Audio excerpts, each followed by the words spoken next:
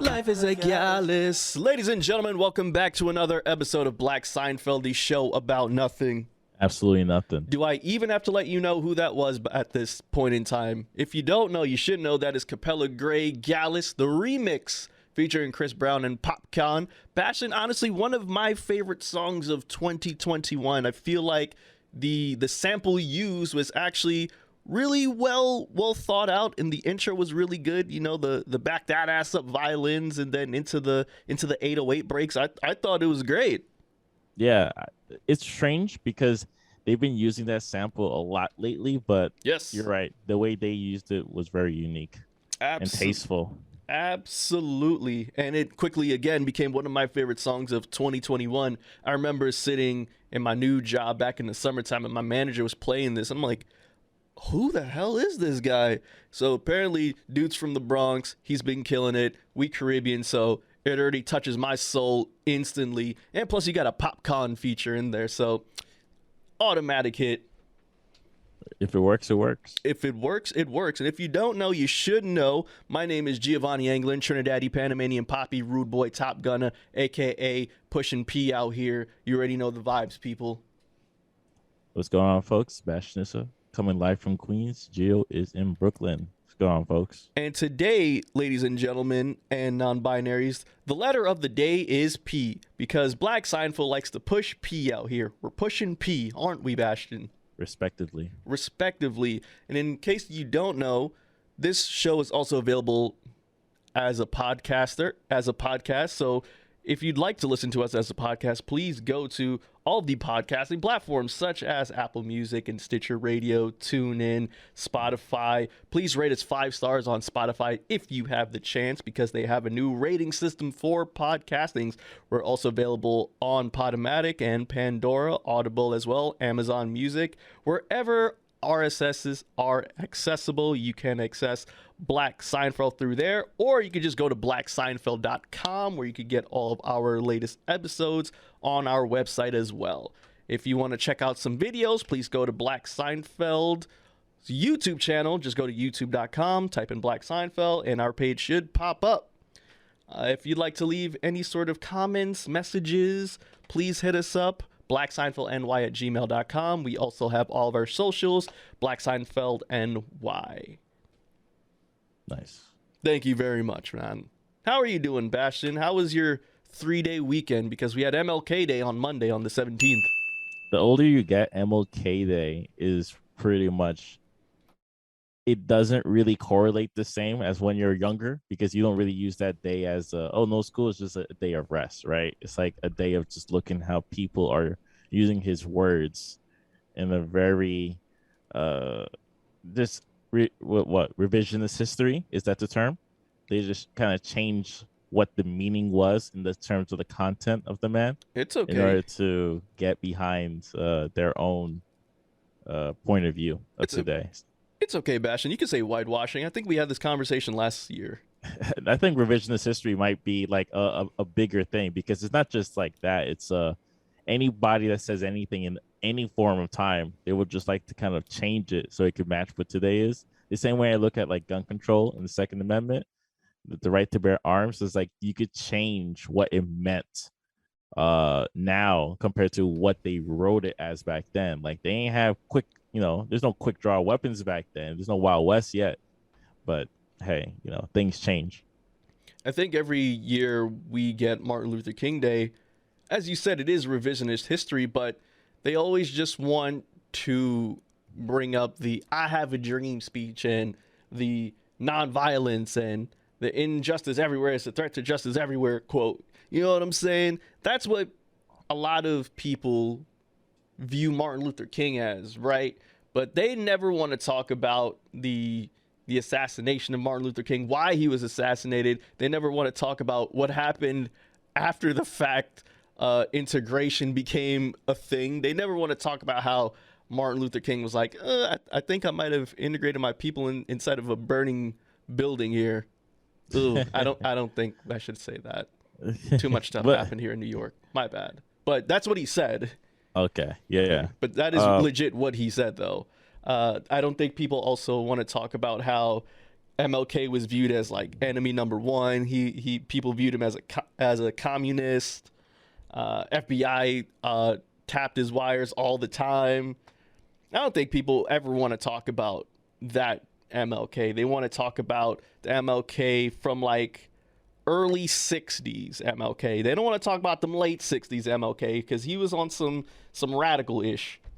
Yeah, fighting for just like our civil liberties is just insane because he was killed in 1968. That's literally still around the corner. Yes. I still think that's just insane just to think about it. And people just within the past 50 years or so, they just decided to change just what he means and his wording.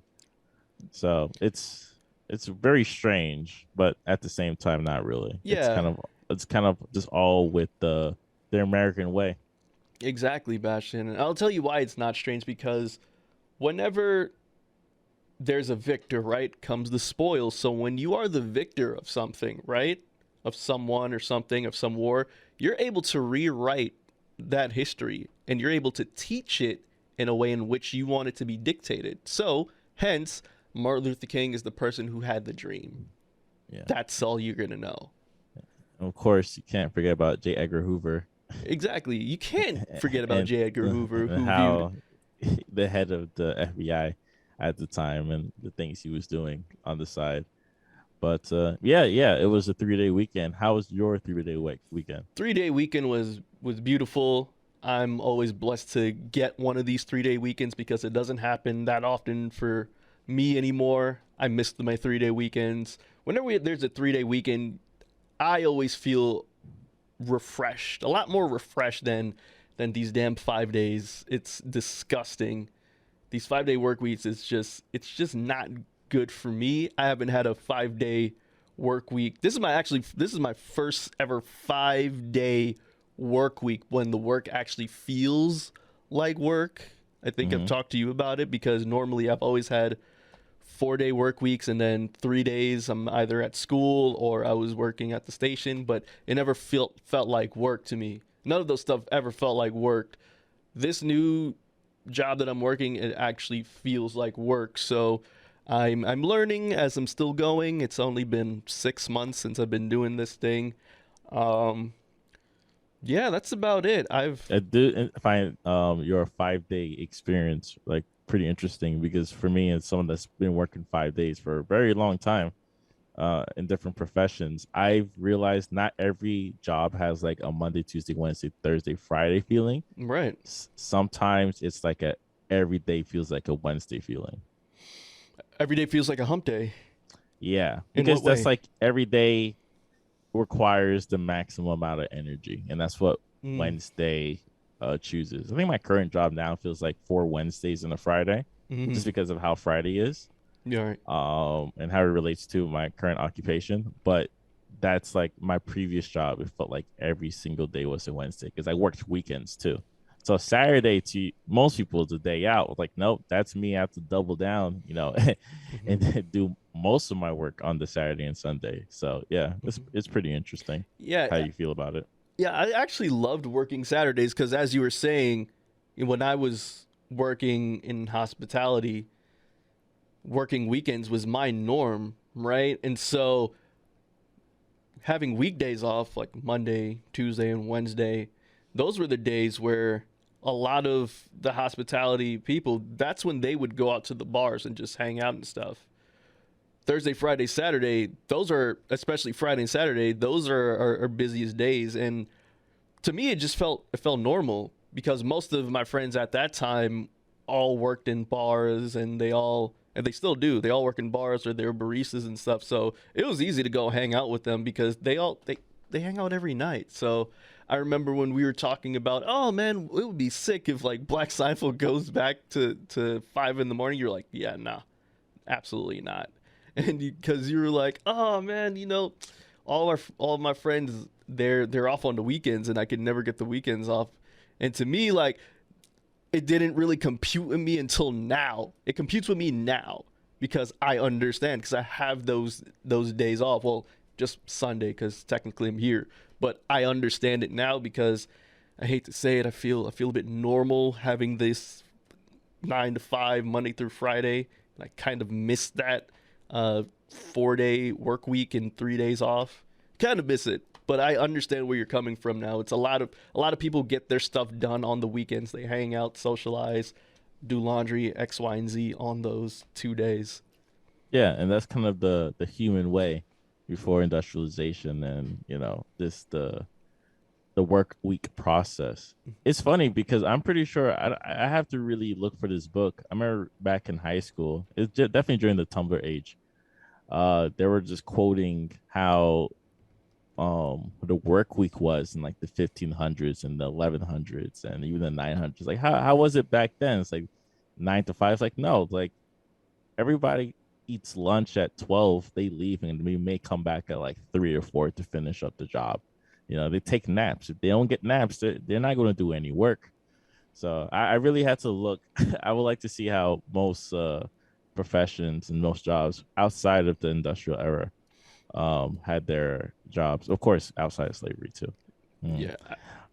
I've heard a lot of European countries have that same thing that you were talking about in like the 1500s and 1100s, 900s. Yeah, it kind of transfers to now. I think my parents in Haiti said it was almost exactly the same thing. Like you'll start school, and at 12, go home, eat dinner, then come back to school, and then that's it. The rest of your day, you're just chilling. And I think they had Fridays off, or it's like a half day on a Friday, Right. And then you're just chilling.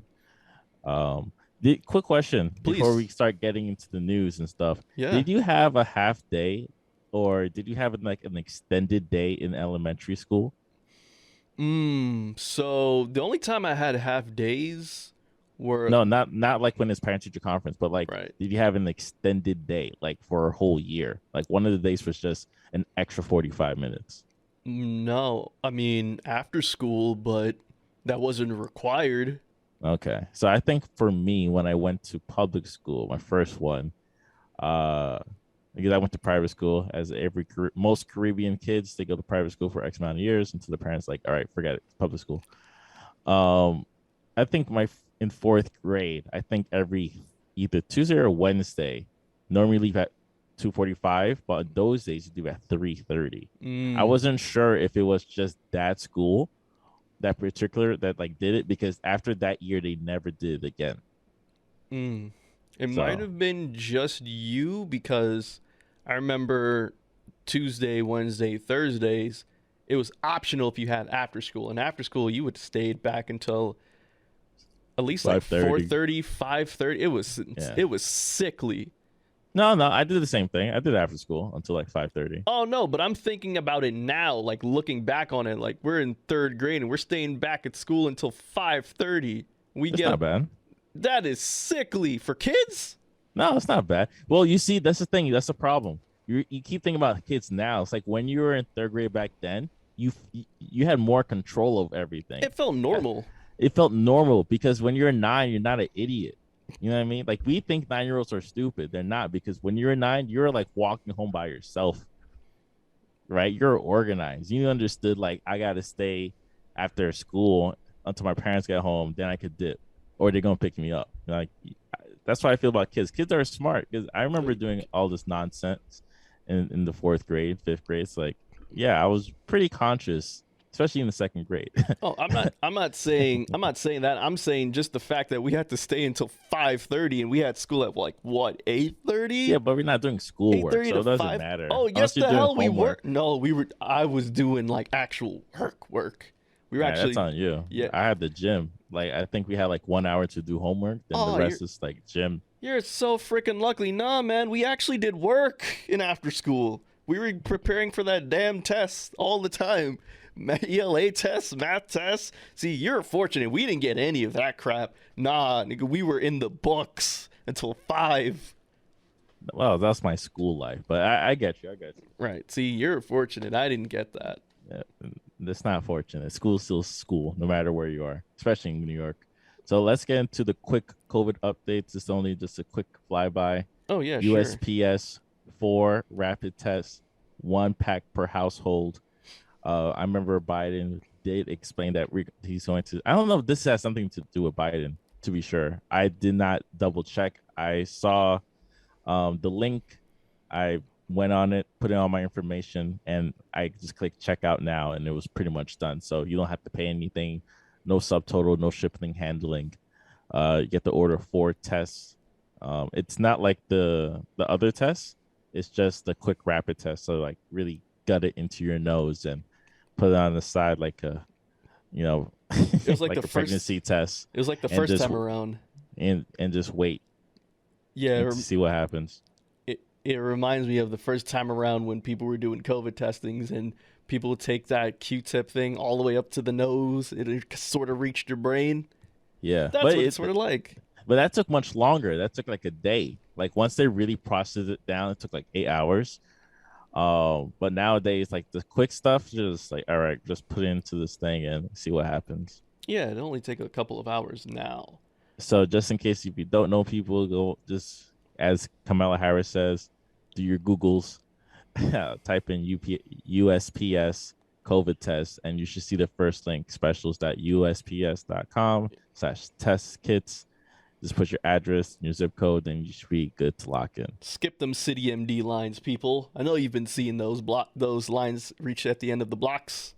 Yeah, it's been like I said last week or the week before last week. It's just It was last week. so yeah, it's like looking for PCR tests is very difficult, and everywhere has these. Everywhere, even we have to pay. I have to pay. It's the same test, COVID test. So it's this rapid. So just getting it for free is better than paying like $100 just to get a quick test. So yeah. Definitely. Question real quick, Bastion, because this has been on my mind heavily. I know you're not into cars like that, but do you remember that era where people were buying Chrysler 300s because they sort of look like Phantoms? Yeah, it's all up in the music videos. I like to say heavy 2005 vibe. Heavy 2005 vibes. Now I'm starting to see that trend come back, and I kind of texted y'all about this earlier. I'm starting to see a lot of Jeep Wranglers around the area, and to me, I feel like people are buying them because they sort of resemble the G-Wagon. I would like to say Jeep has always been a very popular brand, but I think now More it Jeep has. Cherokees, SRTs too. I think now people, it's like baseball. Like you gotta teach it to the game. You gotta teach it to the next generation. They're gonna respect and love it. So people actually do love the Jeep Cherokees. People love their Jeep The Cherokees. Jeep Cherokees, absolutely, especially the SRTs. So I do think people are just like leaving or realizing like BMW is a beautiful car, but it's not worth the cost, especially trying to fix it. Yeah. Same thing for Mercedes. Unless you have like 2 other cars at home, makes no sense to own a Mercedes. Unless you're going electric, unless you're buying an old 2004 car that still works, or like me in 2001 BMW 325i is just still beautiful. No, just get the Jeep or a Honda or a Hyundai and just deal with it. I feel like, especially living in New York, I think buying Jeeps or like SUVs or even trucks are like the best way to go because A, roads aren't even the best here that much. Two, we have all 4 seasons. I mean, apparently we're supposed to be getting some snow later on. And I think having like a high-rise car or just a van or a Jeep is just your best bet here. Like if you get a low car, if you're riding around in your sports, like you're like one speed bump away from your car getting damaged easily. Yeah, I do think having a low profile for a vehicle does suck in New York City because Yes. we just don't work on our roads quick enough. Like I live near Francis Lewis, and I could tell you there's a whole maybe 8 blocks of just terrible roads to the point where I have to take the local route. It's faster on Francis Lewis, yeah, but I have to take local. It's just nasty. And I have a low car too, so I feel every single bump. And those shocks, it's just terrible, man. But yeah, Exactly. I'm looking at the Jeep, the 2022 Jeep Wrangler. The ratings are okay. Yeah, It does look beautiful. The base is like 20,000, no? The MSRP is 29, Mm-hmm. and it does go up from there depending on the type of specifications you want. Of course, you want a faster, nicer quicker car, All-wheel drive, all that crap. all-wheel drive, you're probably looking at around 40, 45. Definitely Depending all-wheel if they want to drive. rip you off.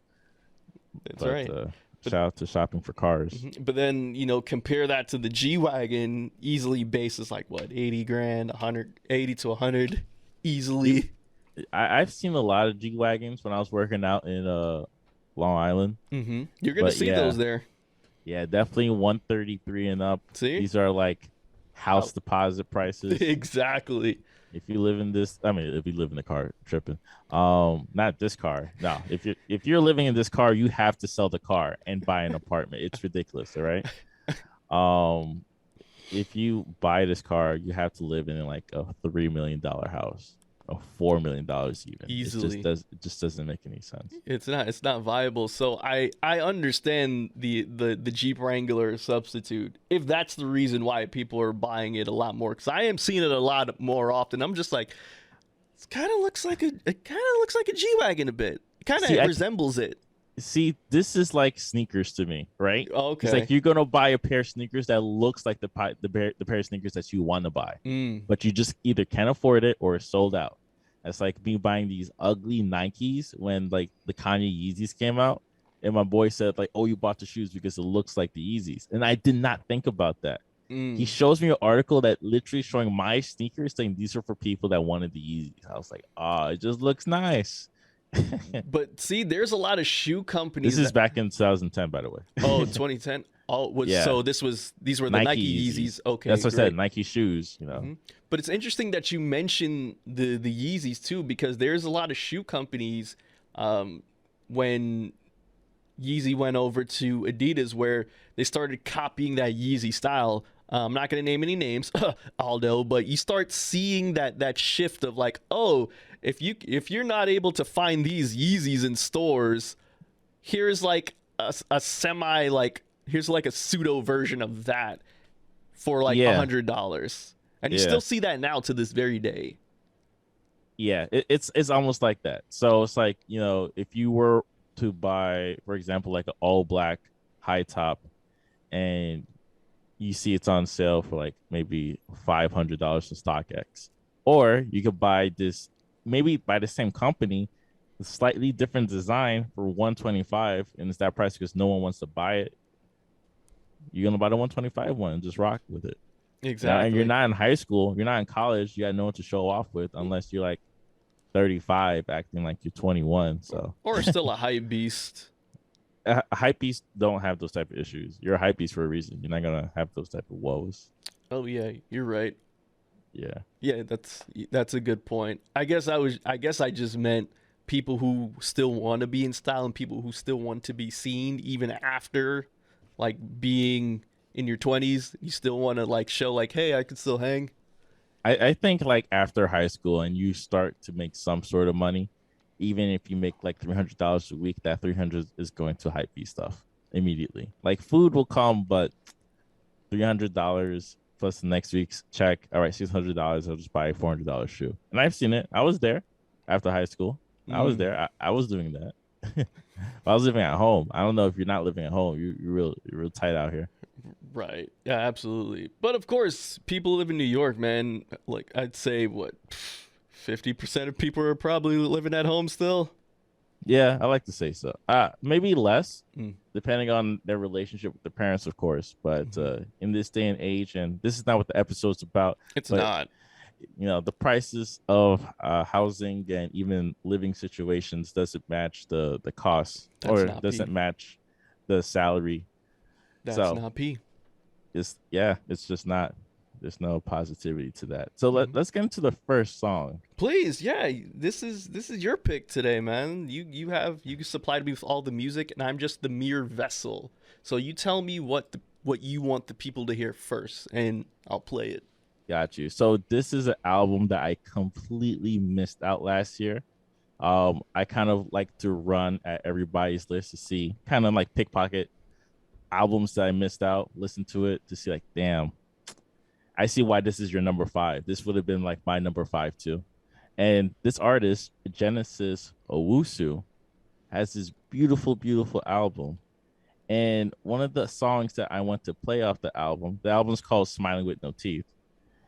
Then one of the songs I would like to play is Centerfold. Check it out. And that was Genesis Owozu, Ghanaian. Did I say that correctly? Ghanaian Australian artist. I didn't know he was from Australia. Yeah. Oh, you looked it up, huh? I do some Googles. I did what my vice president told me to do. Yeah, for real, for real. And just so the listeners at home understand what they were saying in reverse, they're saying a swimmer in the ocean isn't bothered by rain. No fear, no pain. No fear, no pain. So yeah, I like this song. I like this album a lot. And when I got around to listen to it, I think I listened to it maybe 10 times in the day, just how sonically different it was. So yeah, I like to put that. I would like to go back to my list. It's like, all right, I put this as number 9 because it's really good. I do recommend listening to like a song about fishing or No Looking Back. Those are just beautiful tracks. But enough about this. Let's talk about something else. Let's talk about the worst thing to happen to my people. The worst thing to happen to our people? The worst thing that happened to our people in the age of sports betting. No, All right. No, not sports betting. New York legal online sports betting is now a thing, Bastion, and I will tell you what, my timeline will not shut up about it. All the male clients that I have at work, everyone is on their freaking phone placing bets every single day. And I'll tell you this is why I'm a bit nervous, Bastion. I have this strange inkling feeling that's not sitting well with me that I can see a lot of people ending up like Adam Sandler in Uncut Gems. And I don't want that for them. And if you haven't seen Uncut Gems, see it now and you'll understand what I'm talking about. I feel like featuring Julia Fox. I know everything at the end of the day relates to Kanye West. It does. And also featuring The Weeknd too. Because we talked about The Weeknd last week. So, it all comes full circle once again. But Kevin Garnett's in there who has a commercial for one of these sports betting companies. Which one? Is it Caesars or FanDuel or DraftKings? No, okay. Just to really talk about sports betting. Yeah, please let the people know first off. Especially but New York legal sports betting. Now, online sports betting. This is important. So it's kind of insane because they've been talking about it for a while. Yes. And I would like to say, what is it? DraftKings. You gotta go DraftKings. all the way back in time. DraftKings used to be constantly on TV, especially if you're watching basketball. Constant DraftKings commercial talking about some guy in his shorts. I think you understand which one. The kid was standing in the statue, and for some reason, it just disappeared. Like all those commercials that you're being badgered with just disappeared. Well, they were dealing with some legal issues. Right. DraftKings, FanDuel being another big one as well that I used to use before back in the day. Yes. So they had some legal issues. They're trying to see if this was good to see with gambling, especially online, the mobile app, it was safe, and boom, they're able to pass it. Then back commercials. All the commercials are back tenfold. For a while, Bastion, when online sports betting was illegal in New York, some people I knew had to flock over to Jersey just so they can bet online. I won't say flock over, but they'll text their guy in New Jersey. No, okay, some people, you're right. No, some people actually drive to Jersey. That's how crazy they are. But or just have someone in Jersey do that too. But I knew people that would actually drive to Jersey just to bet. Sports bet. Yes, online sports bet too, which made no sense. But hey, their life. They have a car. Yeah, so I did find the whole thing kind of weird, just about how I just never seen them at all, and then boom, commercials. Just to talk about Kevin Garnett real quick, he's in the BetMGM commercials, and those are really good commercials too because he's chilled and he's yelling yeah, I just made money. JB Smooth is in, I believe, the Caesars one. Yeah. Yes. Every Knicks game since the beginning of the season, he's yelling Caesars. Sports game. Back in MSG because he used to have a show in MSG, the channel. Now he's working with the Knicks again, and I'm like, what's going on? So I told my little brother, it's like, yo, what's going on with these sports betting? Because I like sports, but not that much, right? I like Knicks basketball. I like basketball, but that tennis, and that's pretty much it. But he's like my little brother. He's really really into sports now: football, baseball, basketball. He knows it all. And he's like, yeah, it's just there's been an increase in commercials because now it's going to be legal in New York. And once it's legal, I think it was legal January 8th, Yes. the commercials just doubled. So they were just like continuously just letting you know the type of apps that are out there. So once it was legal, those apps will be the ones that you would choose. So for me, if I were to get into sports gambling and sports wagering, I would get into Caesars. Why? Because JV Smooth made an excellent commercial. I like all his commercials, Wait, you don't want to talk about the $300 incentive too? That we're No, that we're you not. get? We're not pitching for them. No, They but ain't. that's what I'm saying though. A lot of these ads, especially for people here in New York, they are giving out a lot of incentives for example, Caesars is offering like $300, like off Okay. rip. So in terms of incentives, in my opinion, I think all applications that are designed to create a side hustle out of it. For example, if you use Coinbase, if you use Robinhood, if you use this account, you get a free stock, and it could be any stock. We could give you Tesla, we could give you Apple. We could give you a $3 stock that never goes anywhere. I do find it normal. It's like they kind of give you that $300, or they might like rebate you your first $50 bet. Right. So if you lose, then you get it back. But if you win, hey, you're eating. Exactly. So yeah, and that's what starts a kind of a cycle. And I remember when crypto was popping off back in 2017. I was telling Gio about it. We did an episode about it. I would have to make a separate account on Twitter just to focus certain people on crypto, because people talk will make the money move. So I had to keep sharp. Now, people are creating their own like separate Twitter accounts just so they could understand like what the stat head people are saying. So my little brother, he's a stat head, right? He likes stats and stuff. If he and Marcus has his own ethical constitution, he would not ever do it. He's not betting? No. He's stronger than all of us. I swear, he's the man. Peter Parker, and we're both Tony Stark. Okay, he's the best of us. All right. Oh man. He has the skill and ability. Will not use it. I was like, all right, fine. But Did you ask him to teach you at least? what stats? In order to get into stats, you just have to like Watch a game every goddamn day. Just study. No, not watch games. You have to watch history. Because once you know history, the stats would just come in. And I'm telling you, like, he just became huge within the stats game because of the pandemic. He had nothing but free time to learn about baseball, to learn about football, conversations, documentaries, videos on YouTube. You just gain the knowledge that way. But it's still not enough. As you can see in the West, I'm talking about basketball real quick. The West, it looks pretty weak. These are all like teams that are very near in level. You can't really just do the same type of random betting that we could do last year or 2 years ago, where you're like, oh yeah, Golden State Warriors going to win this game. Boom, lose by 20. Curry has 9 points. Yeah. Poole got 30. All right. Like, I can't bet on that. I just bet Stephen Curry is going to score over 21 points.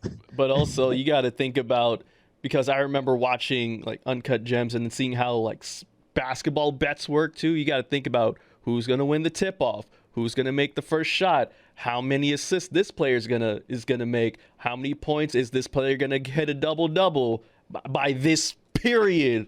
And I'm just like, I don't have the knowledge to do all of that, man. I can't do that. I can tell you, I have a shot of telling you who's gonna win. I'm not gonna tell you by how much. I'm not gonna tell you who's gonna take the first shot. I don't know any of that crap. I can tell you who might win. That's it.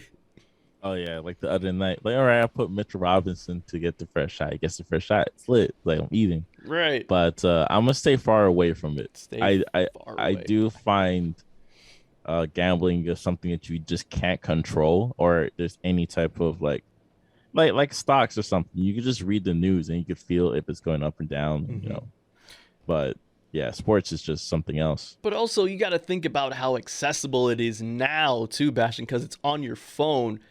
And you got to think about, this isn't just one particular sports. This is for all sports, and there's games happening every single day. The You're in NFL, playoffs, baby. the NFL's in the playoffs, exactly. NBA have games almost every day. NHL games almost every day. The FIFA World Cup is coming up soon, people. Only in a end of matter the of year. months. Only in a matter of months, people. The FIFA World Cup is coming. Winter in Qatar. Exactly. Winter in Qatar. If you watch the Winter Olympics, I don't really care about that, but you know what I'm saying. There's going to be Winter a lot Olympics next month. it's going to be in a couple. Yeah, next month. Okay. I know a lot of countries have been backing out and protesting, but there's still people competing in the Winter Olympics. But baseball, you got to think about baseball coming up soon in the spring. So the point is, there's a lot of sports betting that's going to be going on. And I'm afraid of, one, people are going to be losing a lot of money here. And two, a lot of these athletes have to beef up their security, because I feel like a lot of them might get robbed, not because of jealousy or envy. I'm just saying people might get robbed because they screwed up the line to someone's betting and they lost out on money. No, that's nothing new, because sports betting has been here forever. Oh, of course. But us New Yorkers, we don't care. You can insert the reason Michael Jordan had to leave the league for the first time. Right? That's pretty much one of the, in quotation, in parentheses, history. That's one of it. Huh? That's no, we know, but we don't know. We've seen The Last Dance. It's known, unknown. No, they didn't talk about that in The Last Dance. Come on. I mean, it's a known, unknown. That theory. Yeah. Oh, yeah.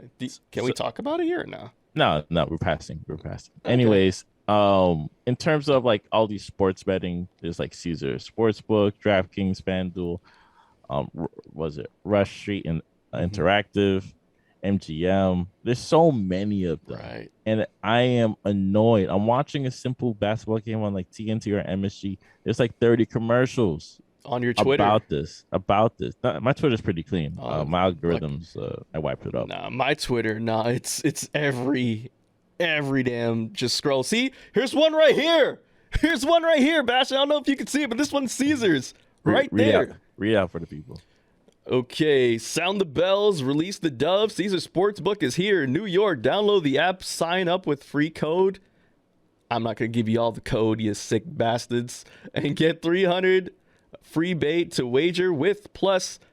Caesar will match your first deposit with a bet up to $3,000. Hashtag bet like Caesar. And you see JB Smooth. Your first deposit, a deposit on a bet, or you're just throwing money into the account? So if you sign up and get the code, you get 300, right? You get a 300 free bet to wager. Plus, Caesar will also match your first deposit with a free bet up to 3,000. Oh wow, that's crazy. Yeah. So a lot of people are doing a lot of business, man, because like I told you, everyone is betting. If you just look on a lot of people on my timeline, they're all betting. I'm at work, all the guys are just on their phone placing bets already. It's kind of embarrassing. I think this is... People love to gamble, unfortunately. I don't even see a gamble. I think people are just trying to eat. That too. Right? We're just trying to... We're trying to get that nice Jeep Wrangler. Yeah, people are trying to get that Wrangler. That's a good point. Yeah, they're just trying to get that nice Jeep Wrangler with a big deposit, so they could get a low interest rate. Because if they go and buy it right now, the interest rate is going to be 13.5%, and that's just insane. Now you're paying $45,000. No, now you're paying $50,000 for a $30,000 car. But hey, if I could get a bigger deposit, if the Knicks could win this night, it's gonna be lit. Hey, you know what? Yeah, tomorrow night. Yeah. I'm not condoning gambling, but I have a bit of knowledge when it comes to mixed martial arts in the UFC. So, maybe one of these big UFC pay-per-views, I might, just throw my little thing up in there just to see, take a gamble, if you will, take a gander. Yeah, that's how it works. You get your first taste. Right. The excitement, the energy. See, this the way I look at it is just like if you create your first Instagram post, right? Instagram will push that post to a top page where more people will see it. and more people will like it. They'll kind of use their algorithm where the people that actually like photos will like your photo first. That's your first photo. Your first photo got 55 likes. Like, wow, I am popping. Your second picture, no likes. Yeah. No, same hashtags, no likes. What happened? I did at the same time. I thought I was going to get the same 55. Nope. They gave you a little taste. They gave you a little taste of that algorithm, huh? You know, a little taste of that action, huh? And you want to come back. You know what? I have to make better posts. I want to get that 50 likes again. I want to get that $100 again. Right. I don't get that 200. You know, I put 50. I lost. I got another 50 back to do another 50. All right, I'm gonna do another 50. I'm not gonna walk away with a new 50. No. I'm gonna gamble that 50. I'm not at a loss. If there was one thing that you would take a gamble on, whether it be a sport or a card game, what would the game be that you would actually like, okay, I can probably put some money on this because I'm a bit more knowledgeable about it? You'll probably have to agree with me in terms of like if they were to do this, like gambling on like TV shows, characters, you know, the plot episodes, or like who gets who with who. For you, I think you'll be pretty big on like movies. Yeah, it's too predictable. That's why. Yeah, so I guess that wouldn't be fun at all, actually. Right. You know what? I'm happy, like, or award shows. So and so, it gotta be like a good award show, like a BET show. It's like who's gonna come out, who's going to perform first, who's gonna perform last. Oh, this year we got Divorce so maybe he will perform last, but it will make more sense if Doja Cat performs last because she's popping. You know what? We're gonna make Megan Stallion perform first, Doja Cat perform last, and in the end, who's gonna perform? Who's going to win what awards? I would never want to bet on the Grammys because everyone has their money on Kendrick Lamar, and the winner is Macklemore. What the? No, I would have won because I would have put money on Macklemore. You would have picked Macklemore in 2013? Oh, yeah. You picked Macklemore. A great album. I wanted K-Dot to win, but Macklemore, that album was on the radio. I remember the heist. Those parents were saying, I let my kids listen to Macklemore only. Once I heard that, I said, all right.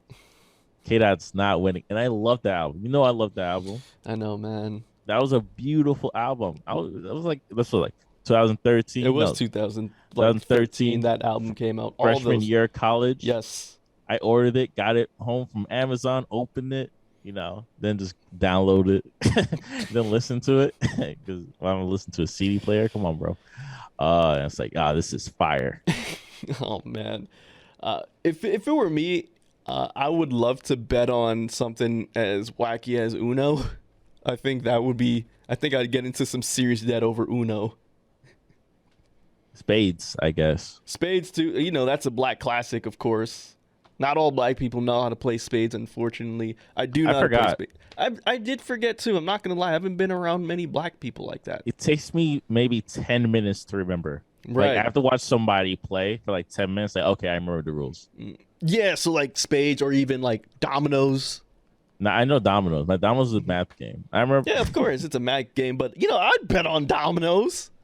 I forgot where I was. I was at this party and they're playing dominoes, and I was like, you know, I'm a shy kid at the time, and I was like, funny. Yeah, I know this game, and I sat down, and I think I won like 20 games in a row. And they kept saying I was cheating or something. It's like, no, come on, man. It's basic math. I know what your hands is. I know what your hands is. The math is math in here. The math was math, and that was fun. Were you slamming the bones down too, or were you too shy to do that, or you just placed it? Yeah, just like place it. Done. You know, domino out. You're doing it. You're too proper with it, man. You're supposed to slam it down. You're supposed to, you know, then talk some ish. Hey, the people that talk the most, slamming it down for each piece, they're the one that lost. So what's that say? It's just the unwritten rules of dominoes, man. I didn't come up with it, but you know, you're supposed to take one, punk mouth, you know, just something like that. Something like that. I'm Kawhi Leonard, all right? I'm at the Chargers game. You putting us on the Jumbotron. I'm trying to chill. Like, what you doing, man? Too humble. Not even humble. Like, I don't want to be here. But Speaking of doesn't want to be here, let's who talk doesn't want to be about here? Blizzard. Blizzard doesn't Blizzard, want to be here. I mean, it's the, not that they with don't. all the things that's been happening to Blizzard as a company this past few years, especially when I'm in the allegations, The it's strikes. proven culture, proven nasty work culture Yeah. of like sexual harassment and just them letting it slide with no consequence whatsoever. Very terrible work culture. Contractors coming in and out, overtime pay, like just working overtime and crunch time, then just not getting hired after that again. It's like, oh, thanks for putting 120 hours a week on this project that the game just sucks. And we're just Gaming pushing. has been nasty in general as of late, but continue. Yeah. So Blizzard has been going through a lot of issues. As someone that grew up on Blizzard, World of Warcraft Of course, particularly, of course. I thought it was huge. Then of course Activision Blizzard combined together, and they had the Call of Duty franchise and everything. But now, Overwatch, etc., oh, etc. Overwatch 2 should be coming out soon. Um, and just to see that Microsoft recently purchased, no, I won't even use the term purchase, acquired Acquired, yes. Blizzard, Blizzard Activision. for $70 billion. I'm like, this is insane. That is a huge acquisition for Microsoft. Bastion, what are your thoughts on it initially? I already know what you like. You kind of told me, but please break it down on for a lot of the gamers out there who might be tuning in, or people who may not be into tech or gaming. Let them know why that is such a huge deal, and let them know about the IPs under Blizzard and Activision. Tell them what that carries. So I kind of just name a few, like World of Warcraft, Diablo is huge, StarCraft is huge. These are like games that are played around the world. Mm-hmm. Use that same energy, and I'm related to soccer, right? Like people like StarCraft here, but people love StarCraft outside. Overwatch is huge, especially worldwide. Call of Duty is huge, especially worldwide. Candy Crush is huge, especially for moms. Moms out there love Candy Crush. Like they're up to level 600. I thought it was up to level 30. That's the furthest I ever got it. Not playing Candy Crush, bro. But That's why I Candy don't Crush like those games. is huge. Every time I'm in the subway, some old grandmas playing Candy Crush, and they're killing it. Microtransactions, they got grandma, man. Um, and the best way to relate it is almost like how Disney goes around purchasing huge IPs, for example, Star Wars and Fox. The Fox Studios and Fox then Studios LucasArts. There you go. LucasArts, right? Mhm. Fox Studios, LucasArts, huge acquisitions. Do you remember how much LucasArts was? Roughly 4 billion. Yes, Do you remember how much Fox was? it was in the billions as well because No. that included all of the Fox Studios movies. So you got Home Alone, you got a lot of stuff. Honey, I Shrunk the Kids. You got a lot of stuff in there, people. You got all of the I think I MCU found it. all the Marvel stuff too. 71 billion, 71. 71.3 billion. Yep. For 21st Century Fox. Yes. So you got all of the Fox FS1, related Marvel movies as Fox well. Deportes, the Fox News, 30% stake of Hulu. So just using that as an example, just how Walt Disney Company just gobbled up the 21st Century Fox, and they were able to control all those type of assets, right? Mm-hmm. This is the same thing that Microsoft is doing. Microsoft has been With gaming. With gaming. Microsoft been eating different type of companies for a very long time, but this particular does say is something kind of huge, and I think they did have the upper hand because I'm pretty sure I read an article recently that CEO of Blizzard was trying to sell it, but Microsoft was like, "Yo, you guys are going through a lot of crazy stuff online, so we know like we're the best buyers and we're just gonna buy it for this amount. And you could keep looking all you want. I'm gonna pressure you to sell it to me immediately." And I think that's what really happened. I think they pretty much pressured the CEO to sell immediately. And they say he's not going to step down, but I think he's going to step down as the CEO of Blizzard. You think Microsoft is going to force them to step down? They don't Or have to. oh no, but I'm saying though, do you think that's gonna happen, or you think he's just gonna step down on his own due to I all think the controversies and I think that he's things? gonna step out on his own because they have plans, right? Like Microsoft doesn't do things. Large companies, large corporations, godly large corporations that have more GDP than most countries in the world combined. This worth more than most armies. They know what they're doing. They have a long term plan, right? I don't know what Walt Disney's going to do with 21st Century because their long term plan with Star Wars was like booty. But hey, it's catching around. I've been hearing good things about Boba Fett. I only saw one Maybe episode. I only saw one episode. Slow Um, burn. it's a good slow burn. Yeah, I haven't seen much after. I just saw the first episode. I'm like, I, I'm waiting for it to finish. Not for me. I look at it. The episode one's like a good comic book because I used to read the recent Star Wars comic books. yeah, those Anyways, were fun. it's like you want to see what's the long term effect. So for me, my prediction is maybe the first 2 years will be pretty much whatever Blizzard had originally in the pipeline.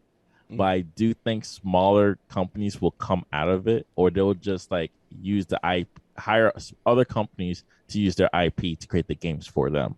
I do not think that they will hire within to create the games. I think they will just hire smaller IPs to work the games through them.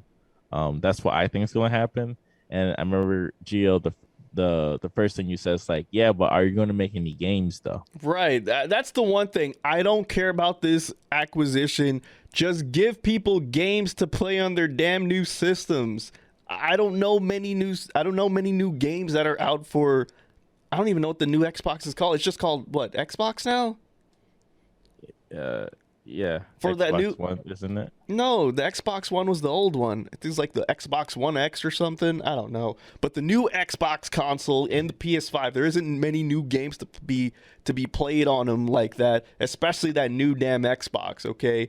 Make some damn exclusives for the Xbox, people. Okay? That's the only thing Oh, you're right. Xbox X, Series X and Xbox Series S. There you go. So that's what I want, if this leads to like a lot of Xbox fans who stuck with Xbox because Xbox One hasn't given them that many great exclusive games compared to what the PS4 was offering a lot of people, even the PS3 at the later half of that gaming cycle. I just want people who buys Xbox consoles to get really good games, okay? And I know with this new acquisition from Microsoft, I know like they have this Xbox Games for Gold library where they can play a lot of old games for free if they just pay like the subscription or whatever. So they might get to play Crash Bandicoot or something on the Xbox or whatever, stuff like that. But I want some new IPs for the people so they can play some games, all right? If you can produce me new content with these acquisitions, then cool. Because I'm thinking like a gamer here, right? It's different when I'm thinking about like monopolies in this setting where it's like Disney acquiring all of these like different pieces of like ESPN and Hulu and all that crap, right? It's different how I think about it then, right? But when it comes to like especially gaming, because honestly, I don't know if the government really pays attention to like what the gamers do like that, or like the gaming industry that much, only when like Grand Theft Auto is coming out or something violent's coming out. But I don't think they pay enough attention to that realm of media as they should. I just want They do. They do. You think so? Oh yeah. And come on, like in well, I definitely do know like in terms of like shooter video games, they do allow those type of things to kind of blossom. Even most of government secretly pay to have more shooting company, so more companies create different type of shooters. Really? Yeah. There's a whole thing about it. I'll try to send you some more Yeah, information. send me some info about that because I have no idea. Because you always hear about these like shooters and stuff, especially stuff like GTA or Call of Duty in the news because they always like to say, "Oh, well, it's these violent video games that are producing all these mass shooters and da da da da da da da." Da." That's the only Yeah, time I hear about gaming when it comes to like that's media and different stuff. from like government. Those are Right, just media talking points. that's true. They need something to sensationalize, and that's pretty easy. That's a good point. So, like, I understand what you're trying, what you said, and I do see that they're just trying to build up. They're just trying to create a new world where they can compete with PlayStation and compete with Nintendo. Because guess what was the number one selling last year? The Nintendo Switch still, man. Nintendo Switch. Nintendo Switch is insane because all they did was change the screen. The Yeah, mechanics inside is exactly the same. It yeah. will burn if I'm trying to play Witcher 3 and just lag out. And I'm just telling you, people do not buy Witcher 3 on the Switch. I don't think Buy it's Witcher meant for 3 on the that. PS5 or the Right. PS4 or on your PC. It does not go well with the Switch. Yeah, I don't think a lot of, third-party games such as Witcher 3 and stuff is made for the Switch. I know the developers would make it for the Switch, but they always like downgrade Nintendo like third-party games all the time. Most third party games work very very well on the Switch. Oh, So really? I Get give out of yeah. town. There's a lot. There's not a lot of games like Witcher that are on the Switch. Oh, I know they're going to put Kingdom Hearts on the Switch next month, I think, oh or sometime shoot. this year. 1, 2, 3? All of them. Oh, damn. Yeah. Nice. Yeah. Wow.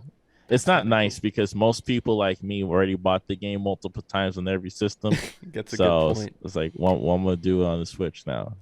I do feel like a lot of companies are getting lazy with like remakes, remasters, especially those remasters. This is Although, what you're getting. This is what you're going to get. You just said it. It's like you have the Game Pass. You hmm pay the subscription. I paid the subscription for Nintendo, $40. I get to pay Nintendo 64 games, nice. SNES games, all those games, some old school Dreamcast games, right? Yeah, I hear you. I just feel like when you play those old games too, it's not really the same. It doesn't hit the same because it's not meant for that console. They just reworked it so the controls It's can. fine. It hits the same. I'm playing Paper Mario. I'm loving it. I'm a good old time. I'm playing a Zelda, or Ocarina of Time, and I'm like, it still works. You've played that game like 10 times now.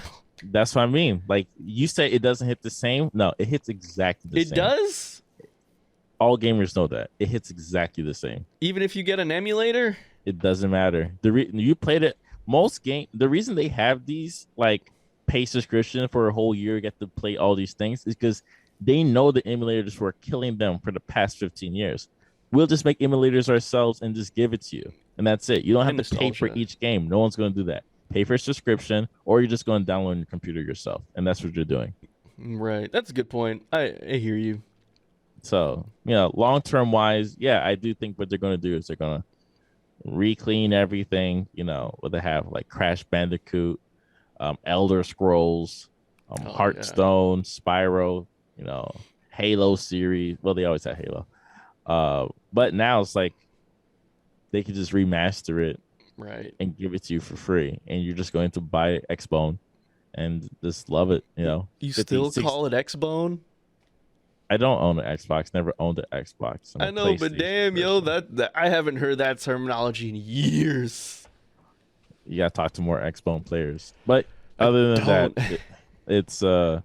it's interesting. It Netflix is. for games, Oh man, as they says, as the what Stadia says. that's exactly what it is. And speaking of Netflix, what are your thoughts on HBO lowering the price momentarily for HBO Max while Netflix is hiking up their prices? I think it's actually a good move on HBO's part.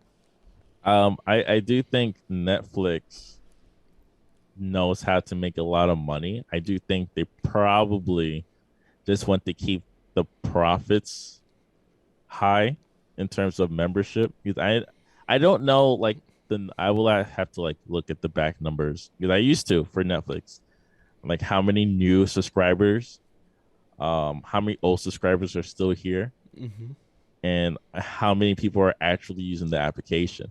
If you ask me, it's like, when's the last time I used Netflix? I'd probably say, I don't know. The HBO, I was watching Full Metal Alchemist on HBO. One of the episodes was in Japanese. I just want to watch the dub, and it just didn't work.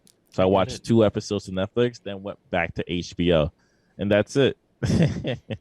That's just how I used Mm. Netflix recently. They do have a lot of TV shows. Oh no, I'm tripping. Witcher season 2, which I have to finish. Mm. Well, you also That's got the to last think time I used about. Netflix.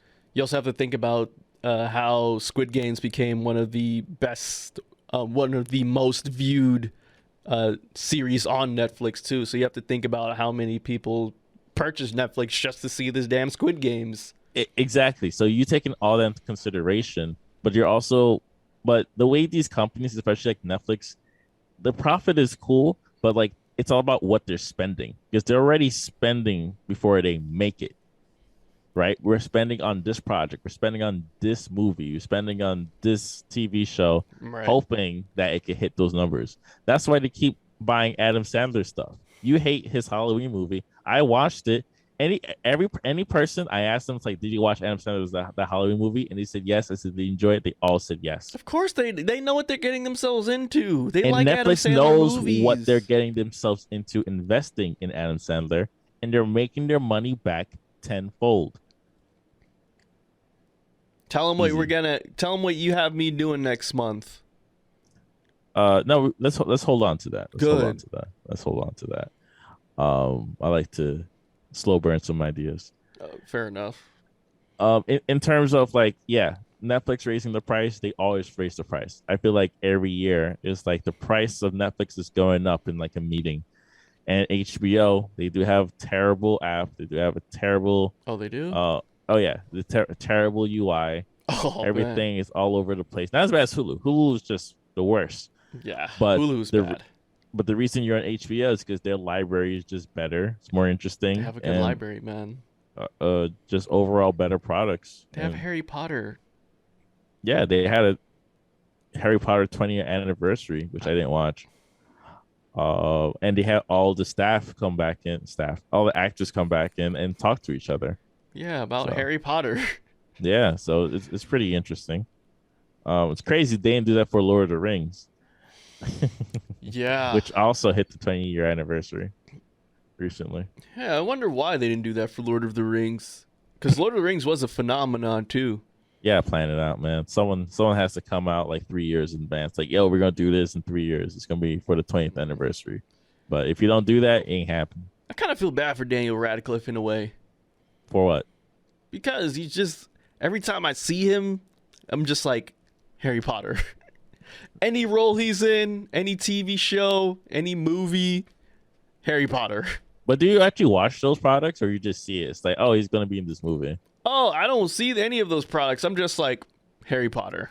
No, like once you watch it, you forget he's still the actor. I promise you. From the outside, like, oh, dude from Harry Potter, but when you watch the movie, it's like, oh, he's an actor. Of course he's an That's the same actor. way I feel about Elijah Wood. Oh. Oh, You know, wait, when he really? yeah, when he had it's like, oh, look, it's Frodo. But when I'm watching him in like his weirdo movies, or Yeah. when he was in Dirk Gently, one of my favorite TV shows that got canceled in season 2, I was like, oh wow, this is great. This is awesome. But see, also we watched Elijah Wood before Lord of the Rings. Wasn't he in like Spy Who Kids 3? who's we? No, what? Spy Kids 3 came out after the Lord of the Rings. What are you It talking did? about? When did Spy Kids 3 come out? Like came out like 04, 05? Yeah, Okay, my bad. My yeah. bad. The reason he was in that movie is to make a joke because he was the chosen one, Right, right. and he Sorry. can't play the chosen one twice. Come on. I mean, shoot. Apparently Matrix, there was two chosen ones, but whatever. I didn't see it. Oh, yeah, that's on the list. You're gonna talk about that when we come back because I haven't seen it. I have seen some movies over the weekend. Oh, really? Yeah, I have. Okay, so let's get into this last one. Then we'll play a song. Sure. Um, KFC Oh yeah. re- recently announced a new Beyond Meat chicken nuggets. Yes, I've heard about this. I have seen videos of fast food reviewers going and reviewing the Beyond chicken nuggets from KFC. A lot of them are saying it's good, but it's like, you're not eating chicken, but like it's close enough to chicken, but it's not chicken. So, but it's enjoyable. That's what I keep hearing. It's enjoyable. But Bastion, why did you feel like it was important for black men to talk about KFC? I feel like the joke's right itself. What do you mean for black men? For people, man. The joke's right Everybody itself. loves KFC. I don't like KFC, except for if it's in the Caribbean. Either. Everybody loves chicken, all right? I know. Every culture loves chicken. That is fair. They all have their Koreans. Own type of chicken masala, just to have their own taste to it. Right. Yeah. Jollibee too. Jollibee's good. Oh yeah. Their chicken sandwich. I haven't had it in years, but they had I think they had the chicken sandwich years ago. I've heard about their chicken sandwich being top tier, but I've always just kept getting the fried chicken, especially the spicy fried chicken. Ooh, it's really good. I always get the spaghetti and all that. Never get the spaghetti. I got the spaghetti, man. Don't with the hot dogs. You tripping? No, not the hot dogs. Not the hot dogs with the sauce on it. Anyways, I want to talk about KFC because 1, we don't like KFC. 2, they're using Beyond Meat, which is the company. And 3, making their own fried chicken. So it's a fried chicken, chicken nuggets to be exact. Plant-based, apparently. I'm sorry, Beyond. It's different. So you're pretty much taking this type of meat and frying it and then selling it to customers. But the question is, like, what is in Beyond Meat? I've read articles and reports for years and years. I remember when Beyond Meat became IP. Beyond Impossible. And I've ate Impossible Burger before. I don't remember it. I remember eating it, but I don't remember it. Like, did it taste good? Did it taste bad? I don't remember. Just not. Anyways, my whole thing is like, what is in these Beyond foods? Because you're doing the most not trying to eat what's already there. It's like, oh yeah, I'm making my own beef. It's all soy and beans and garble beans. Like, all right, I get it. It's like, you can say it's beef all you want, but I know it's just going to be beans. And soy. And stay woke, community, because y'all know what happens when you consume soy. You turn gay. Oh. Yeah. I'm joking. Yeah, that was actually one of the many conversation points for soy years ago. Yeah. But in terms of like what's in Beyond, it's like water and rich flour, then canola oil, then enriched bleach wheat flour, then all right, let's adding go. gluten. No, I'm not even going into it. No. I want to see if you can read some of this, man. No, citric acid, garlic powder. It just gets all over the place. And you want to talk about mono traits? You want to talk about those? Mono traits, riboflavin. There you go. Acid. Yeah. Anyways, it's all filled with all these things, which pretty much at the end of the day comes from soy and wheat proteins, right? Mm-hmm. And one of my favorite parts is going on their website. When you're thinking about the reason you personally will eat Beyond Meat, it's because it's more of a vegetarian vegan option. But if you go directly on KFC's website, they will say, here's the question: is Beyond Fried Chicken vegan or vegetarian? Then it really explains it in all caps. It is not, all caps, vegetarian, vegan, or certified vegan. It is 100% plant-based, but fried in the same fryers as our chicken, which may not be acceptable to certain types of vegetarian or vegan diets. It's not acceptable then for anyone who claims themselves to be like vegetarian. If they're like a strict vegetarian or a vegan, it depletes the whole purpose. They cross-contaminated. Yeah. They put the peanut butter in the non-peanut butter blender. Yeah, pretty much. That's like mixing the kosher meat with the non-kosher meat, the halal with the non-halal. It's making it haram. No. I think your example could work well. It does work well.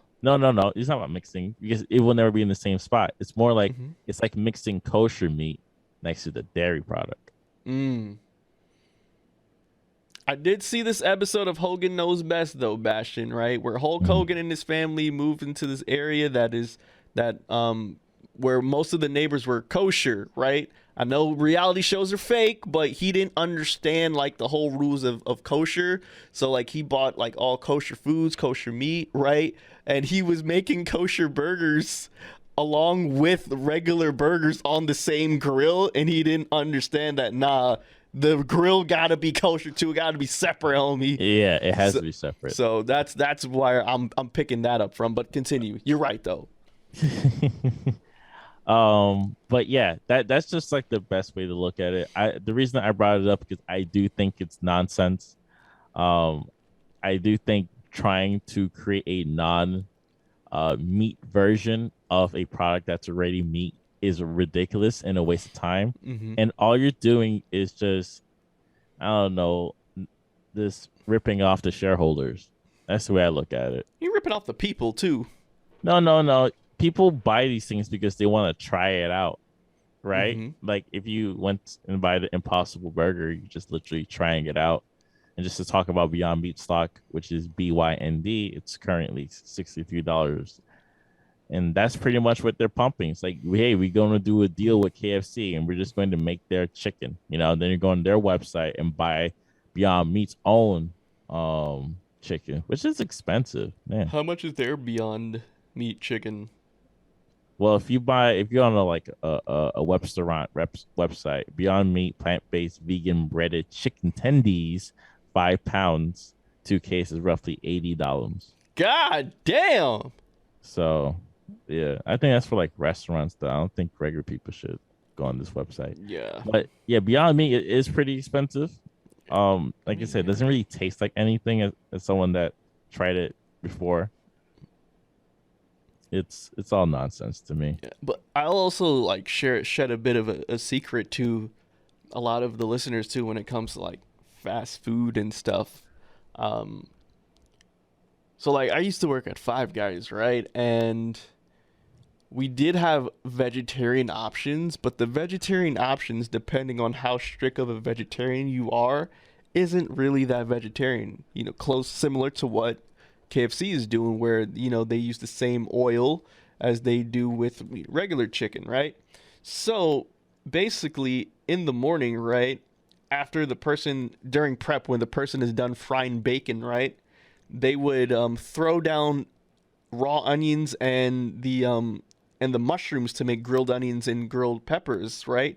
But they would do it on the dirty flat top where you just fry the bacon, so all that like bacon grease and all that stuff, it gets into the onions and stuff to give it that flavor. Because if you just fry like mushrooms and stuff on a clean surface, it's not gonna have any taste. So to add some flavor in there, it's a lot of like leftover bacon grease and residue in there. So that's just a bit of a secret. I don't work there anymore, so if y'all want to sue me, morasocas. But and also It's been over 2 years, so you should be in the clear. way more over than 2 years, man. It's been 4 years.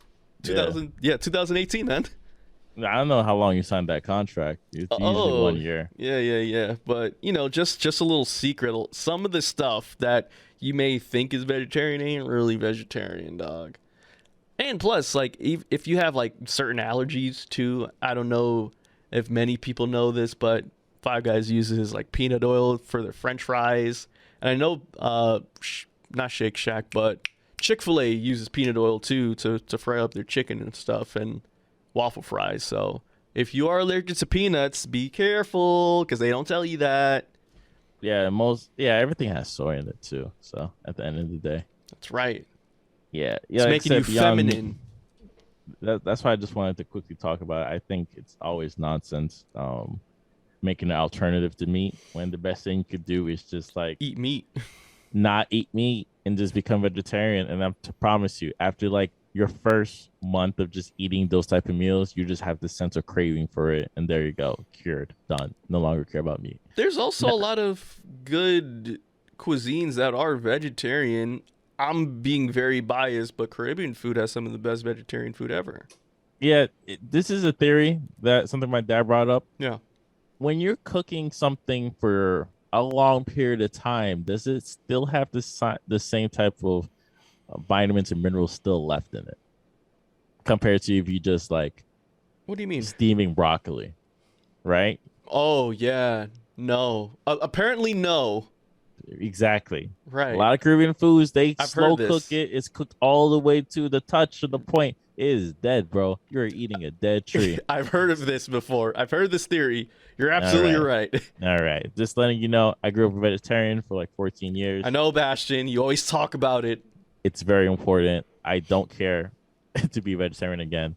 Eventually, I will. Oh, really? When Yeah, will yeah. that day be where you're gonna go vegetarian again? When I could create a whole list of foods for me to cook by myself with no problem. Hmm. Okay. It's not about buying vegetarian. I think it's about cooking vegetarian. If you cannot cook vegetarian meals, do not become vegetarian. I think that's important. Very important. As important as the next song I'm going to play. Ooh, I like that segue. And it's going to be the first album we discuss. Yes. One of my favorite artists. I've seen him perform many times. Yes, we have. I think she's like someone that understands like futurism in music and how to put them together while telling a nice narrative. She didn't do it for this project, which is cool, which I'll get into in a bit. But FK Twigs back again for another solid project, Capri Suns. And one of the songs I just Capri Suns. Capri Suns. Said it wrong. Capri Songs. There you go. Capri Songs. Well, it's gonna look like Capri Sun in a way. One of the songs before we get into the album that I want you to listen to is FK Twigs, "Oh My Love," edited, of course, but check it out. That was FKA Twigs from the latest album, Capri Songs, because she's a Capricorn. I just checked. Her birthday was recent on the 17th of January. So happy belated to one FKA Twigs. And that song was Oh My Love. And with that, Bastion, let's hear your take on the latest FKA Twigs mixtape, Capri Songs, before I go on my opinion. Capri Songs is a mixtape. Yes. Someone that's been listening to FK Twigs for a long time. She was very focused on how she presented her artwork in terms of like LP1 and Magdalene. Then also she would focus on EPs because I think as someone that likes to present artworks and ideas, you do have small projects. So Home With You, I'm trying to remember. I think it's like not Home With You. Home With You is a single. Melissa. Yes. Melissa. There you go. That was Melissa, like 2015, I believe. 2015. Is that the first time you heard of Twigs when I played it for you? Yes. Okay. So Melissa was the project that I played for Geo. It's like, oh, it's like a long 20-minute music video that pretty much fits the album. EP1, EP2, LP1. And then I like to say after LP1, that's when she started kind of like building into the artist that she is today.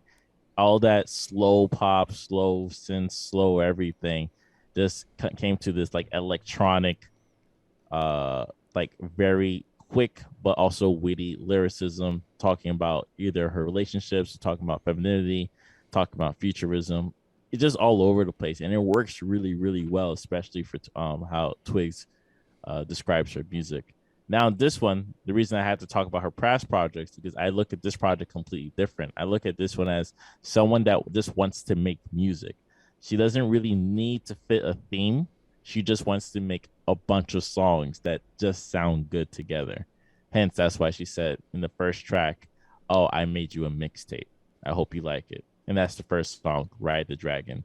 And I love "Ride the Dragon" because it starts off with her talking, then it transitions into something that sounds like her old style from 2014, then transitions into this very quick synth pop action, just like very heavy, and then you hear her vocals kind of bouncing all over the like left and right.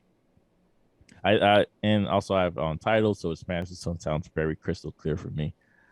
One of the other things I like about this album is not only that it's like all over the place, but I do think Capri Songs is made with songs and sounds and sonics that are like all over the place. In terms of some songs sound like they're from the 90s, not really from not really from the 90s, but they sound like they took certain sounds from like the late 2000s or early 2000s stuff, like for the song, for example, like Light Beamers.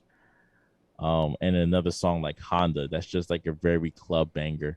So just to quickly just wrap up my opinion, I do think she did a really good job selecting a bunch of songs to fit this mixtape vibe that just gives you high energy and just like fun vocal performances from her and even the guest features that she had on this album. So yeah, I definitely rate it high. I definitely rate this. It's crazy because I love The Weeknd's new album, right? Love it. I love it more than his last album because I just love where he's going. But this is crazy because I like Capri Songs maybe even more. Maybe it's just too early. You know, I have like a whole year left to decide where I want to put it. But so far, those two albums are definitely something on rotation for me at the moment. It is very rare, people, when I musically agree with Bastion on something. And I will say this, I musically agree with Bastion on the latest mixtape known as Capri Songs, because again, she is a Capricorn. She fits that whole vibe. And I'll say this, this new mixtape right here, I feel like Twigs is exuding a lot more confidence within herself. She's coming out of her bubble a bit more. She's more content with who she is. She's out exploring. She's or at least trying to. Trying That's why I to feel be. it. Yes. Yeah. Yes. Hence the tone of this of these music. It's a lot more like, hey, I know who I am. I'm outside.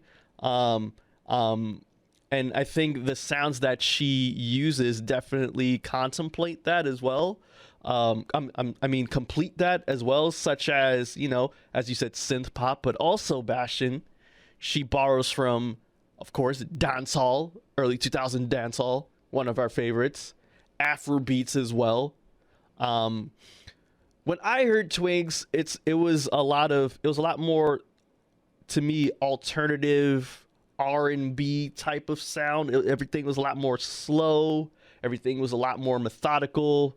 And this project right here is a bit, it was different for me because everything, as you said, it was a bit more up tempo of knowing who she is and being that stronger person coming out of that shell and, you know, trying to know who she is and trying to be a bit more extroverted.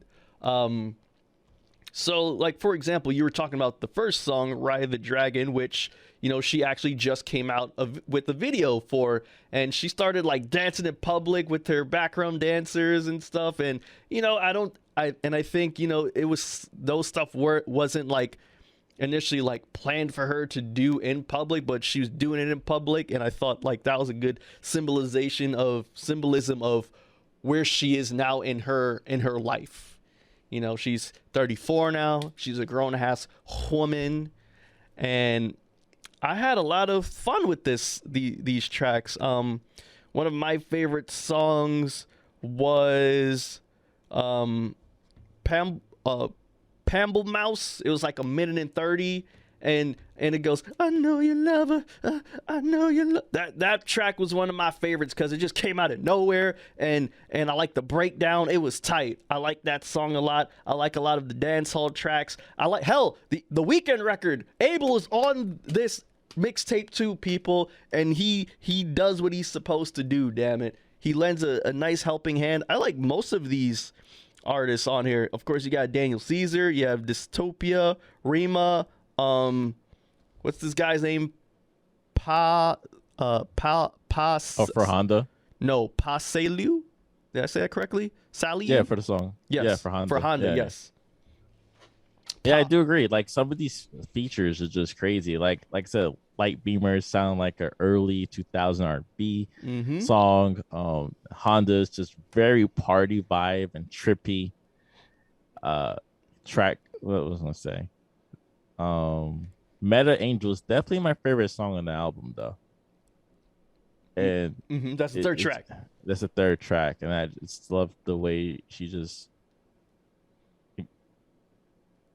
use different type of tempos and quickness and just like the layering and the echoing. It just works very well all around. I guess, like I said, it's like I still need more time with this album, but I like it a lot. It's a good album. It's like listening to JPEG Mafia or like Shabazz Palaces. There's so much ideas and sounds, and it meshes very well that you just need some time to like let it all chill for a bit. That's why I like Weeknd's album too, because he had a lot of sounds and a lot of ideas, and some songs just sound better than the next. Then for some reason, you listen to the song again, it's like, no, this song is excellent. Why did I feel like skipping it the first time? That's how I feel about this album. Some songs like, oh, this is whack, but like by the fourth listen, it's like, no, you start to understand it. This is the jam. I get why Daniel Caesar is still the best at what he does, but what happens when you cancel yourself. He's a bit problematic. No, I don't think he's problematic. I think he just timing of life. Wrong. When you hang out with the wrong people, you defend the wrong people. That's what kind of happens with you. That's fair. But he's still an excellent musician, though. Yes. You even like his music. I do. And Case Study 01. I remember you reviewing. I do. He's a good dude, man. He's a good artist. He's talented. Yeah. He's super talented. He just needs to, chill out a bit. But yeah, gotcha. That was Capri Sun's FKA Twigs. We definitely recommend y'all tune into that mixtape. Take a listen. Available on your phone now. And another fabulous artist. I don't know if you heard his album, Earl Sweatshirt. Sick. Did you listen to it? Kind of made me sick. I'm not gonna lie. All right, what's your review? I did my review first. My review on the album, it's only like 10 tracks long. 10 tracks, so it's 20 minutes. It's a short listen. I'm not gonna lie to you, Bastion. The first like 4 tracks, I like them. All right, hold on. Let me get the track list out real quick. Because it was like Old Friend, then it was like 2010, and then Sick, and then Vision, and I was cool. The Zooloopers. Yes, featuring Zooloopers. Yes. After that, You didn't like the Armor Hammer track with Lucid? What? That was fire. Those guys are fire. Then Lie. If anything, I do like the first half, but I do prefer the second half. So overall, this is like a clear-cut 25-minute project. Yeah. I prefer the first half over the second. Nah, like once I hear like God's Laugh and Titanic, just like the weird, weary beat.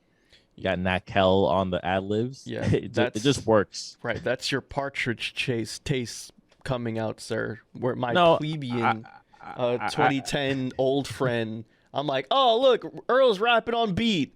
Yes, do that more. I like this. He doesn't have to really rap on the beat. Here he goes.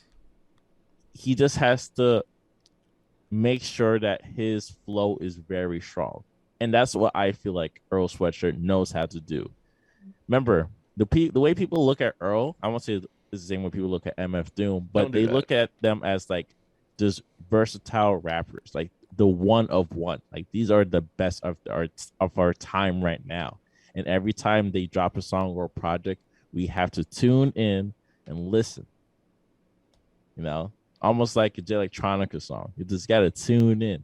Be one with the mathematics, but you don't gotta be mathematics with Earl Sweatshirt. You just gotta really understand the tempo, understand the vibe, and just understand like what he's saying. His verses are always insane. And I do like this project a lot. And it's like 25 minutes, very easy to listen to twice pretty quickly. And if you're not a fan of Earl Sweatshirt, then I don't know what you listen to.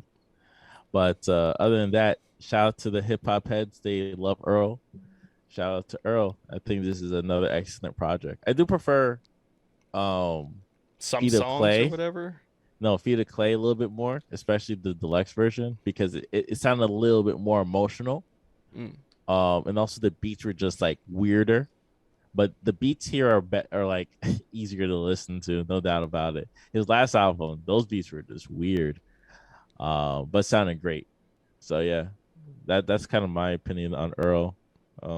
Quick verses. He's pretty much a one verse rapper. So one verse, you don't really get a hook with him. You just get bars, and that's the you're just chilling. Mm. Okay. Okay. I think you like Old Friend because that's produced by Alchemist. Oh, see, I didn't even know that. Yeah. Yeah. All right, next album we have DS Forever or Drip Season Forever from the one, the only Gunna, who, fun fact, Bastion, he was number one. He had the number one album. He beat out Abel's Dawn FM.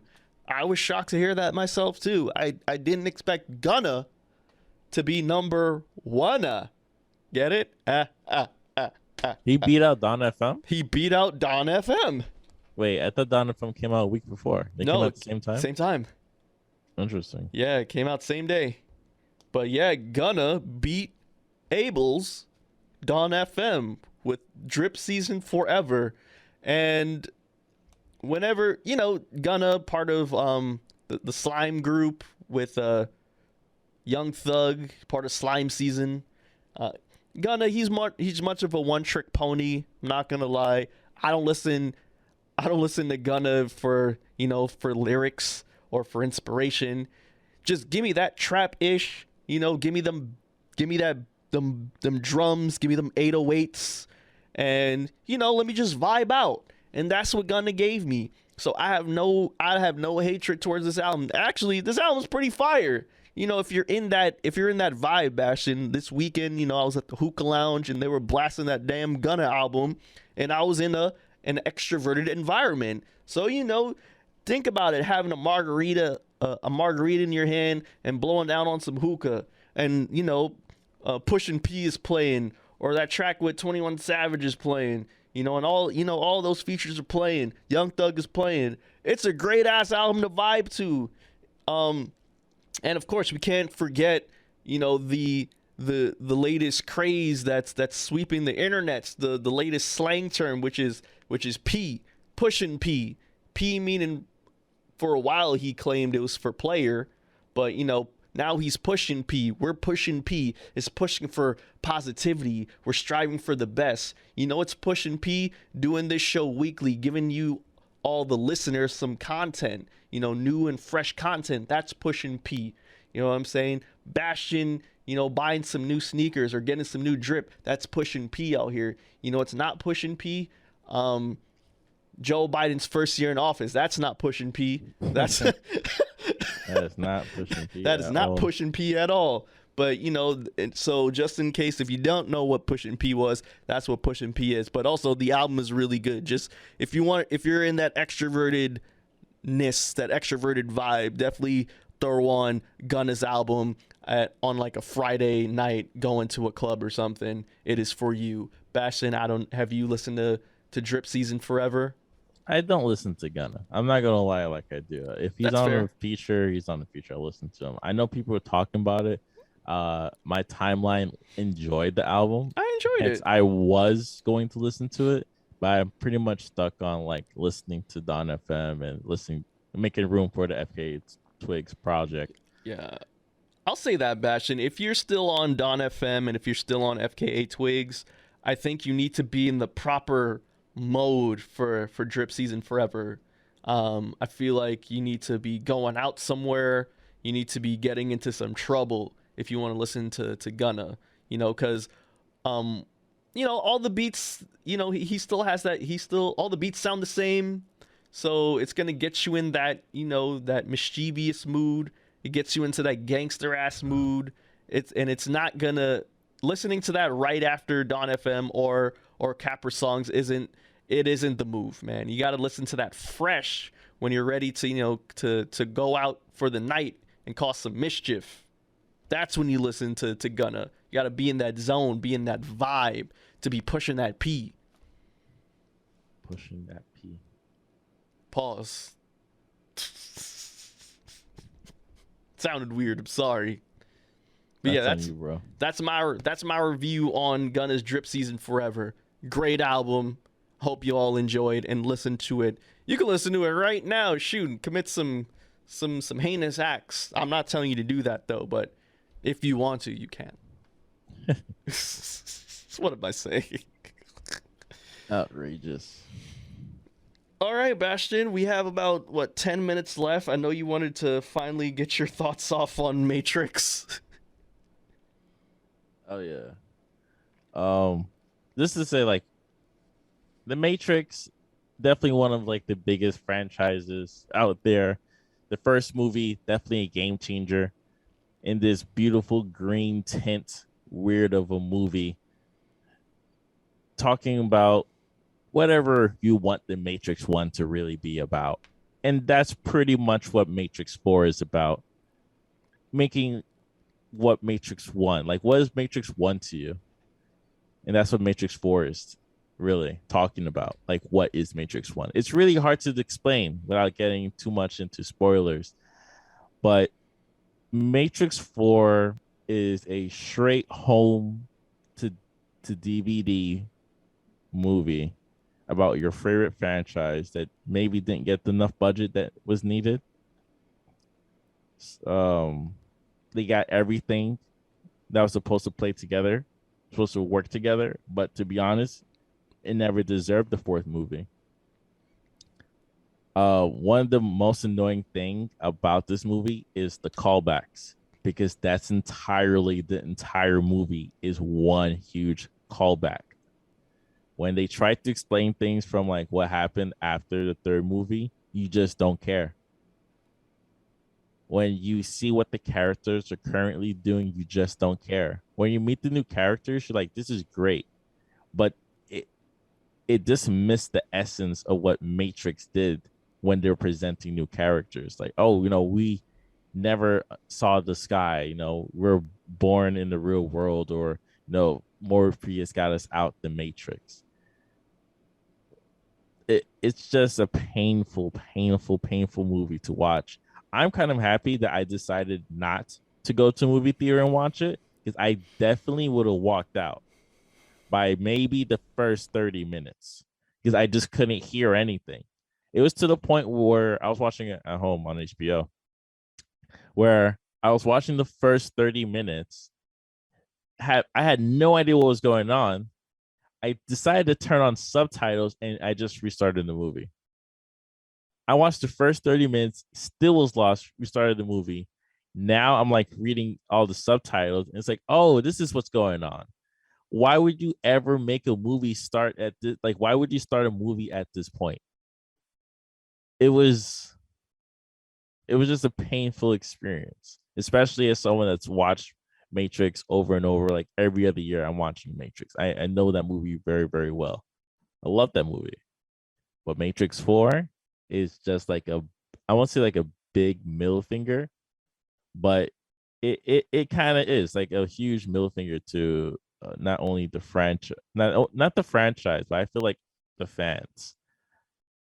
And at the end of the day, I would just like you to know you don't have to watch Matrix 4. I think watching 1 and stopping there is enough. Just ignoring 2, 3, and 4 altogether might be the best thing yet.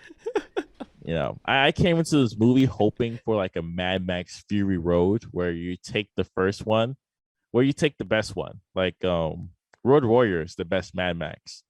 But Fury Road took that same energy and multiplied it times 5. And it was just way better than Road Warrior. But Road Warrior is still its own classic. So I was hoping that for Matrix 4. And I was lying to myself, constantly lying to myself, watching the trailers. Oh, they did no, they used this song. This song is about, Alice in Wonderland. It works very well. And they had a really good scene about it too. Just talking about like what Matrix 1 is. Just talk about the actors. It's great to see the actors act, but Yaya was in it. I don't even know why he's in it. I don't know if he did it for the check or they thought they wanted a cool black guy in the movie, because he was cool. but a lot of people thought he was corny, so it didn't work. And it's not his fault. It's only what he had to work with. Oh, another fun thing. A lot of the actors that was in Sense8 was in this movie. If you remember the TV show on Netflix, Sense8, I think 4 or 5 actors were in this movie. I do remember Sense8.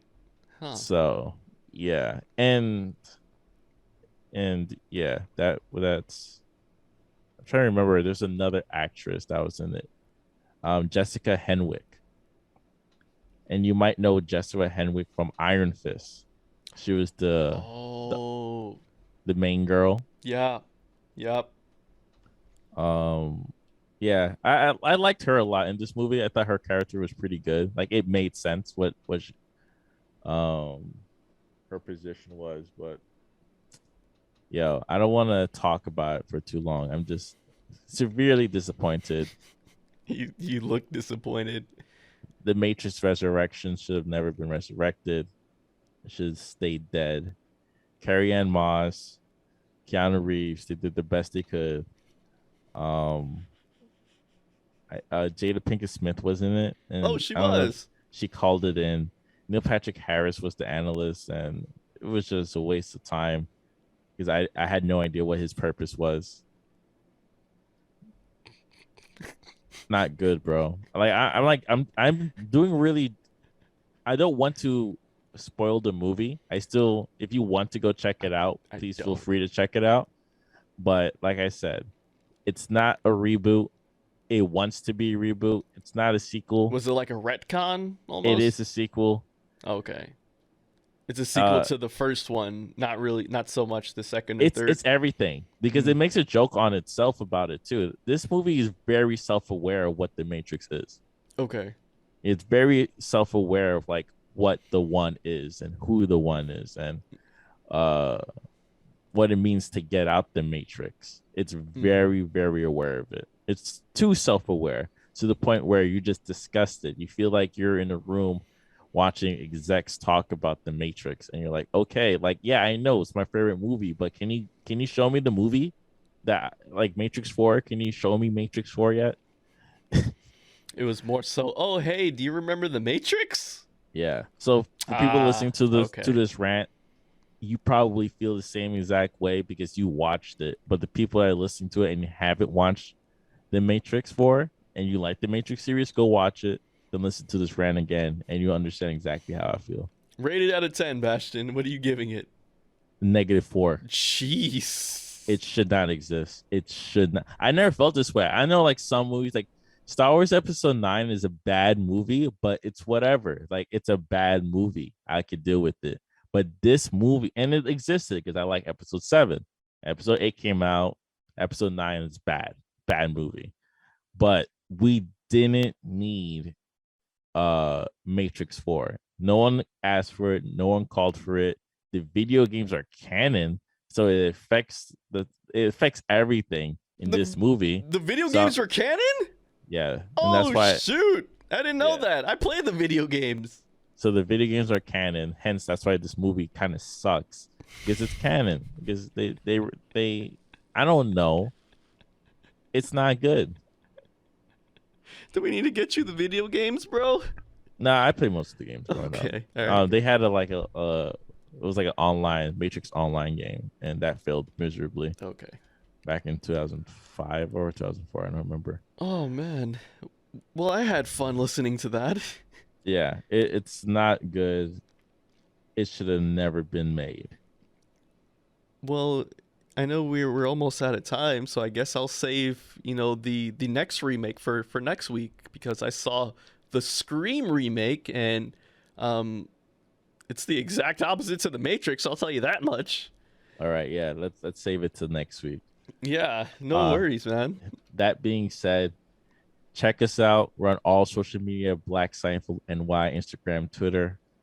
We're on all podcast platform, any RSS feed, you'll be able to access our older episodes. Please subscribe. Give us a 5-star on Spotify. Please. Work those algorithms. Let people know about us. That's right. And if you do have any questions about us or any questions, or you want to talk to us or have any opinions or want some music for us to us, send it and email it through blackseinfeldny@gmail.com. We're here every Thursdays from 12 p.m. to 2 a.m. Thank you. And Bastion, what song are we going Well, out to? not 12 p.m. What I say, 12 a.m. to Yeah, 2 a.m. we know what you meant, but it's getting late. It's late.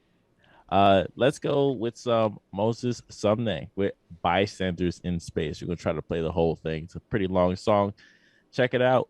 Peace.